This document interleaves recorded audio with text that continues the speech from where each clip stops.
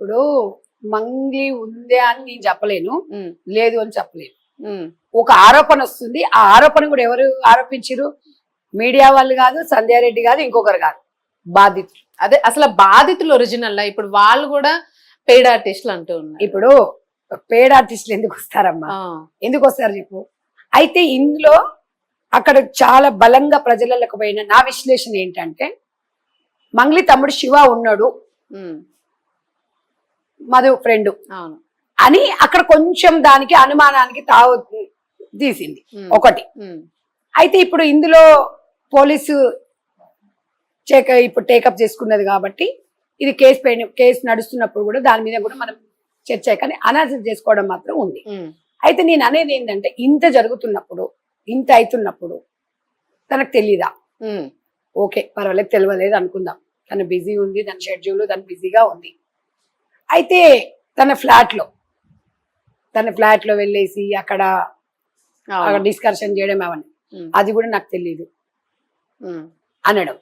తర్వాత సెలబ్రేట్ ఫోటోలు దిగుతారు, వీడియో కాల్ వస్తారు, తింటారు, పోతారు, వస్తారు. అయితే నేనేం చేస్తా దానికి? ఇవన్నీ ఏమవుతుందంటే, ఈ బాధితులు ఎవరైతే ఉన్నారో సుబ్బారావు గారి దగ్గరికి వెళ్ళారు, అడ్వకేట్ ఏం చేశారు? ఇప్పుడు అడ్వకేట్ ఏమంటారంటే, ఆయన ఏదన్నా ఒక ఆడపిల్ల మీద ఎలిగేషన్ ఇస్తే మళ్ళీ నా మీదకి వస్తుందేమని చెప్పి బాధితుల పక్షాన ఆయన మీడియాని ఆశ్రయించు. ఇప్పుడు సుబ్బారావు కేసు టేకప్ చేయకపోతే ఎల్లారావు వస్తాడు, ఇంకో పుల్లారావు వస్తారు, ఎవరో ఒకరు వస్తారు. ఆ ప్లేస్ లో అడ్వకేట్ అంటే ఏంటి? డబ్బులు తీసుకుంటారు, వాళ్ళు కేసు వాదిస్తారు. దాంట్లో సుబ్బారావుని మనము తప్పు పట్టుకోవడానికి అవకాశం లేదు. ఇక్కడ మీడియా వాళ్ళు ఏంటి, ఎప్పుడైనా కూడా సామాన్య జనాల పక్షాన మీడియా ఉంటారు, నాకు తెలిసిన అన్నది. బట్ ఇక్కడ ఏంది, ఒక సెలబ్రిటీ మంగ్లీ గారు అనుకుందాం, సెలబ్రిటీ అని అయితే ఒప్పుకోవట్లేదు. అంటే సెలబ్రిటీ అంటే తనే అంటుంది, నేను ఒక సెలబ్రిటీ, నేను బయటికి అంటే నేను ఒకటే చెప్పిన, సెలబ్రిటీ అంటే ఎవరు? ప్రజలు ఇచ్చిన ఒక పదవి, ఎవరు నామినేటెడ్ పోస్ట్ లో గవర్నమెంట్ ఇచ్చింది కాదు.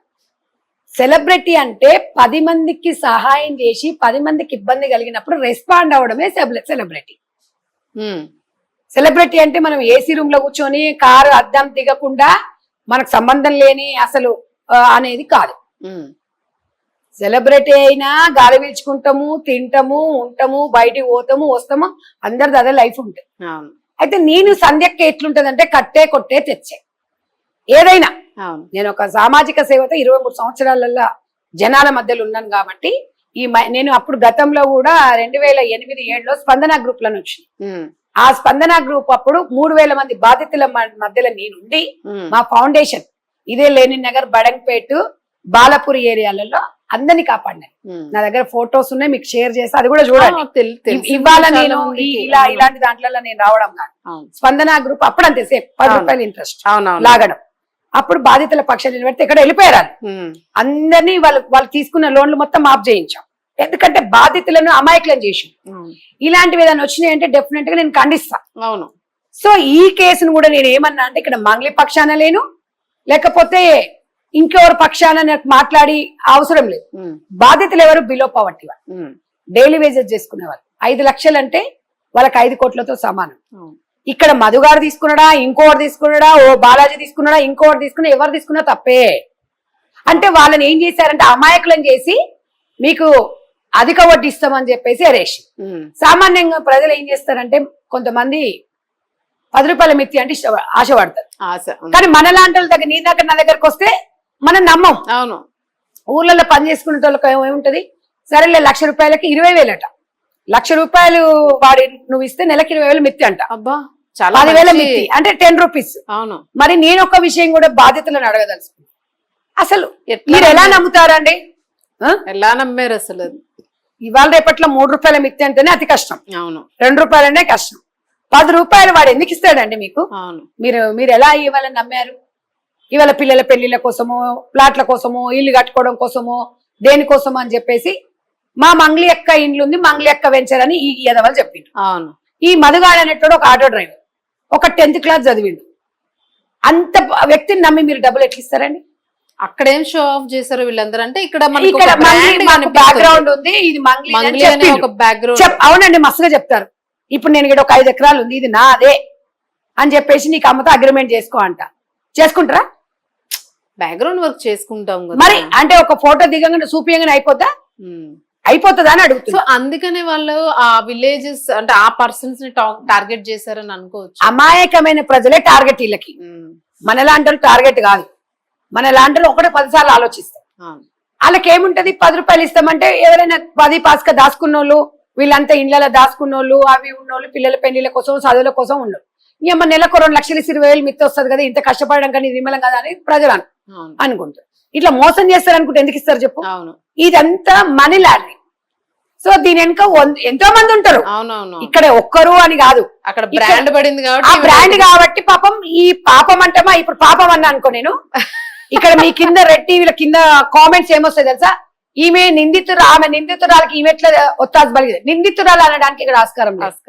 ఆరోపణ వచ్చింది, నిరూపించుకోవాలి అంతే. ఇప్పుడు మీరు జడ్జి చేయలేము, మేము స్టేట్మెంట్ ఇవ్వలేము, స్టేట్మెంట్ ఇవ్వకూడదు కూడా.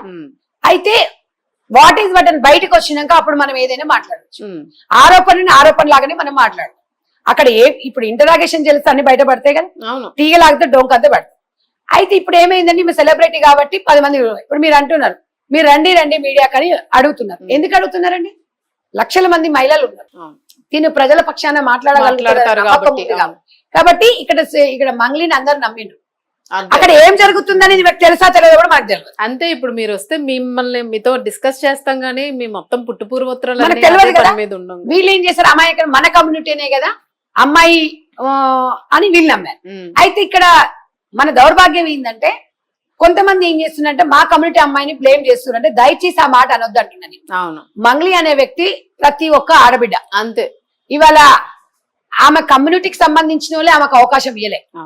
ఇవాళ సినీ ఇండస్ట్రీలో ఆ కమ్యూనిటీకి వెళ్ళొచ్చి డెవలప్ అయింది 100% అభినందిస్తారు. అవును. కానీ మంగ్లీ మన ఇంటి ఆడబిడ్డ. నేను కూడా అమ్మాయికి పెద్ద అభిమాని. మంచి బతుకమ్మ సాంగ్స్ పాడినప్పుడు తనకంటే ఒక ప్లాట్ఫామ్ ఉంది. అంతకన్నా ఇంకొకటి ఏంటంటే ఒక గ్రామీణ ప్రాంతం నుంచి ఈ రోజు ఈ స్థాయికి వచ్చిందంటే మహిళ అట్లా ఎదగాలి. భగవంతుడు ఒక వరం ఇచ్చాడు ఆ అమ్మాయికి. కాబట్టి ఇలాంటివి కొంతమంది టార్గెట్ చేసుకొని కూడా బ్లేమ్ చేసే అవకాశాలు కూడా ఉన్నాయి. కానీ అయితే ఇప్పుడు జనాలది ఏంటంటే నిప్పులేంది పోగొస్తుందా. అయితే ఇంత జరుగుతున్నప్పుడు వీళ్ళ తమ్ముడు ఈమెకు చెప్పలేదా? ప్రతి దాంట్లో వాళ్ళ తమ్ముడు. చెల్లి పరిస్థితి ఏంటి? ఇప్పుడు చెల్లె గురించి అయితే నాకు అవగాహన లేదు. వాళ్ళ చెల్లె ఉంది అని అంటున్నారు కానీ మనకు తెలియదు. ఇక్కడ శివ ఫోటో అక్కడ కనిపిస్తుంది కాబట్టి వాళ్ళ ఊరికి కూడా చాలా మంది వెళ్ళి, అందులో పెద్ద దొంగ రమాకాంత్, అది హేమకాంత్ గారు. వాడు ఏం చేశాడు, ఒక అమ్మాయిని మేము అడిగాం, నువ్వు ఎంత ఇచ్చావమ్మంటే 5 లక్షలు ఇచ్చావు. 5 లక్షలు ఎవరికి ఇచ్చావు? నువ్వు హేమకాంత్ రెడ్డికి ఇచ్చావు. హేమకాంత్ రెడ్డిని అడిగితే ఇచ్చింది. నువ్వెవరికి ఇచ్చావు? నేను మధుకి ఇచ్చాను.